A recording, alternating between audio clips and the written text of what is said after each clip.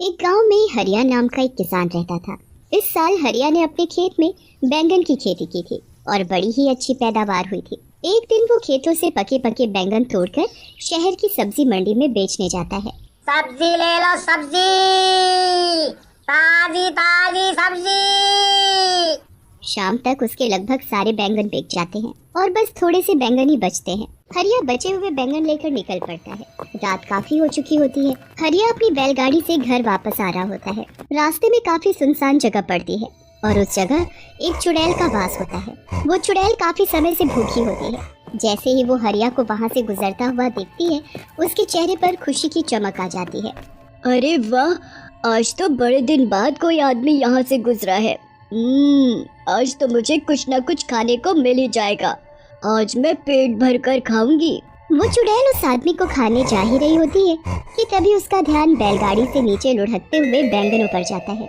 वो चुड़ैल जल्दी से उन बैंगनों को उठा लेती है और घुमा घुमा कर देखने लगती है। उसके बाद वो एक बैंगन खाकर देखती है तो उसे वो बड़ा ही स्वाद लगता है।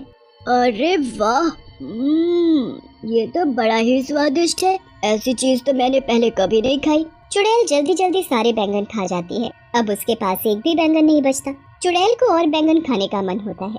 वो सोचती है कि क्यों ना उस आदमी की बैलगाड़ी में बैठकर उसके साथ ही चली जाए। ऐसे उसे उस आदमी के पास और भी बैंगन मिल जाएंगे। वो जल्दी से हरिया की बैलगाड़ी में चढ़कर बैठ जाती है। हरिया को बैलगाड़ी में एक झटका सा महसूस होता है। वो जल्दी से पीछे मुड़कर देखता है तो उसे कोई भी दिखाई नहीं देता। अभी अभी मुझे ऐसा लगा कि मेरी बैलगाड़ी में कुछ भारी चीज गिरी है, पर यहाँ तो कुछ भी नहीं है। हरिया को वो चुड़ैल दिखाई ही नहीं देती और वो बैलगाड़ी लेकर आगे चल देता है। चुड़ैल बैलगाड़ी में बैठकर हरिया के घर तक पहुंच जाती है। हरिया तो घर के अंदर चला जाता है, पर चुड़ैल आंगन में ही रह जाती है और सबके सोने का इंतजार करती है। लता, अरे ओ लता, जरा एक गिलास पानी तो लेकर आ। अरे आप आ गए, मैं अभी पानी और खाना दोनों लेकर आती हूँ। जब तक आप मुँह हाथ धो लो। खाना खाकर सब सो जाते हैं। उसके बाद चुड़ैल उनके घर में आकर बैंगन ढूंढने लगती है। वो घर का एक एक कोना देख लेती है, पर उसे बैंगन तो कहीं नहीं मिलते। चुड़ैल को बड़ा ही गुस्सा आता है। आखिर वो चीज इस आदमी ने कहाँ रखी है? इसकी बैलगाड़ी में थी तो इसके पास और भी जरूर होगी, पर ये उनको रखता कहाँ है? मुझे लगता है इसने उनको और जगह छुपा कर रखा है। मैं भी ढूंढ कर ही रहूंगी। चुड़ैल सुबह होने और हरिया के उठने का इंतजार करने लगती है। जैसे ही हरिया सुबह उठकर नहा धोकर खेतों में जाता है, चुड़ैल भी उसके पीछे पीछे निकल पड़ती है। हरिया खेतों में जाकर काम करने लगता है। चुड़ैल को अब दूर से ही ढेर सारे बैंगन दिख जाते हैं। वो तो खुशी से पागल हो जाती है। मिल गए, मिल गए। आखिर ये मुझे मिल ही गए। मुझे लग ही रहा था कि इस आदमी ने इतनी स्वादिष्ट चीज कहीं और छुपा रखी है, पर मैंने आखिरकार ढूंढ ही ली। अब चुड़ैल एक एक करके सारे बैंगन खाने लगती है। हरिया थोड़ी देर के लिए कहीं काम से जाता है और इतने में ही चुड़ैल खेतों में लगे सारे बैंगन खा जाती है। जब हरिया वापस आता है तो खेतों से सारे बैंगन गायब देख बड़ा हैरान होता है। अभी तो इन पर इतने सारे बैंगन लदे हुए थे और अब अचानक सारे के सारे बैंगन ऐसे कैसे गायब हो गए? आजकल तो बाजार में बैंगन की कितनी डिमांड है और यहाँ सारे बैंगन गायब हो गए। मुझे तो बड़ा ही नुकसान हो गया। अब मैं करूँ तो क्या करूँ? हरिया वहाँ सर पकड़कर रोने लगता है। उसके महीनों की मेहनत बर्बाद हो जाती है। चुड़ैल हरिया को ऐसे रोते देखती है तो उसे बहुत ही बुरा लगता है। उसे समझ ही नहीं आ रहा होता कि अब वो कैसे सब कुछ ठीक करे जिससे हरिया का कोई नुकसान ना हो। मेरी वजह से इस भले आदमी का इतना नुकसान हो गया। इसके सारे बैंगन मैं खा गई। अब मुझे ही दोबारा इनको उगाना होगा। अगले दिन हरिया इस टेंशन में बहुत बीमार पड़ जाता है और उसका खेतों पर जाना बिल्कुल बंद हो जाता है। चुड़ैल इसी चीज का फायदा उठाती है और अगले दिन से खुद खेतों में काम करना शुरू करती है। वो पूरा खेत पहले अच्छे से साफ करती है और फिर उसमें बीज बोती है। उसके बाद वो रोज खेतों में पानी डालने आती है। बड़ी मेहनत के बाद वो बैंगन के पौधे उगने शुरू होते हैं। चुड़ैल उनको देख बड़ी ही खुश होती है। अरे वाह, आखिर मेरी मेहनत रंग ला रही है। आज इसमें पौधे निकलना शुरू हुए हैं, कल ये बड़े भी हो जाएंगे और फिर इनमें बैंगन लगेंगे। चुड़ैल अब उनके बड़े होने का इंतजार करने लगती है, पर वो तो अभी भी वैसे के वैसे ही होते हैं। अब चुड़ैल को समझ आ जाता है कि ये पौधे इतनी जल्दी थोड़ी बड़े हों। फिर वो परेशान हो जाती है कि कैसे उनको जल्दी बड़ा किया जाए।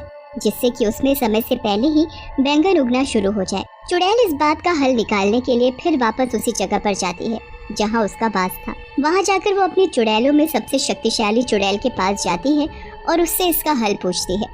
हे चुड़ैलों की चुड़ैल, मुझे कोई ऐसा उपाय दो जिससे मैं जल्दी से खेतों में बैंगन उगा सकूं। क्या?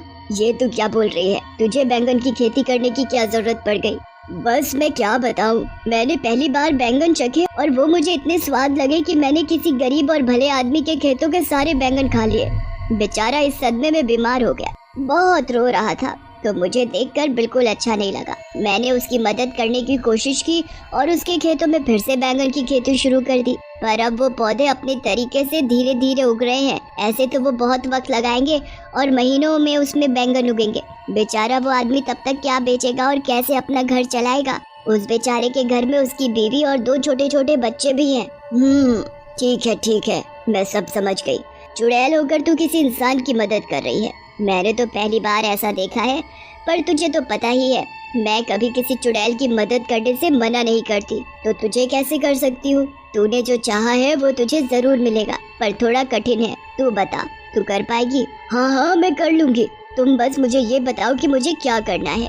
तुझे यहाँ से 100 मील दूर पहाड़ों में जाना है। वहाँ एक काली गुफा है जिसको पार करने पर एक छोटा सा जादुई पानी का तालाब आता है। उस तालाब का पानी लाकर तुझे उस खेत में डालना होगा। जरा सा पानी डालने से कोई भी चीज कुछ ही पल में महीनों और सालों का समय पूरा कर देती है।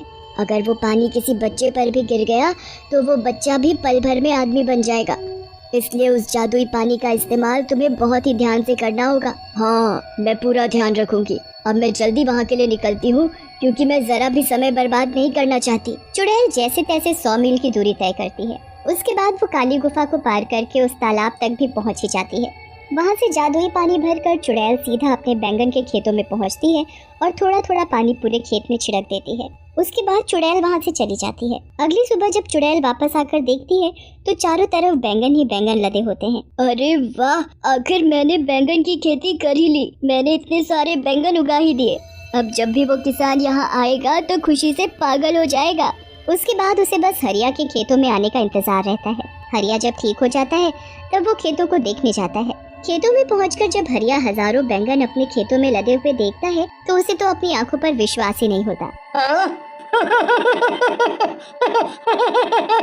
कहीं मैं सपना तो नहीं देख रहा। पहले मेरे खेतों से सारे बैंगन अचानक गायब हो गए, फिर उसी खेत में इतने सारे बैंगन अचानक से उग गए। अरे वाह, मुझे मेरे गायब हुए बैंगन वापस मिल गए। हरिया सारे ताजे ताजे बैंगन तोड़कर टोकरों में भरने लगता है। धीरे धीरे करके सारे टोकरे बैंगनों से भर जाते हैं। हरिया सारे टोकरे अपनी बैलगाड़ी में रखता है। घर जाकर लता को सारी बात बताता है।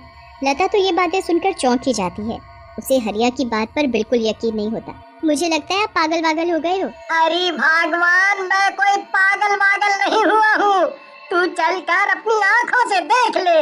लता जब बाहर जाकर बैलगाड़ी देखती है तो वाकई में बैलगाड़ी बैंगनों के टोकरों से भरी हुई होती है। लता ये देख बड़ी खुश हो जाती है, पर उसे भी समझ नहीं आ रहा होता कि ये सब आखिर हुआ तो कैसे हुआ। उनके लिए ये तो कोई चमत्कार ही था। पर तभी चुड़ैल उनके सामने आ खड़ी होती है। हरिया और लता तो उसे देख बड़े घबरा जाते हैं। मुझसे डरो मत, मैं तुमको कुछ नहीं कहूँगी। मैं तो दरअसल तुमको कुछ बताने आई हूँ। चुड़ैल फिर हरिया और लता को सारी बात बताती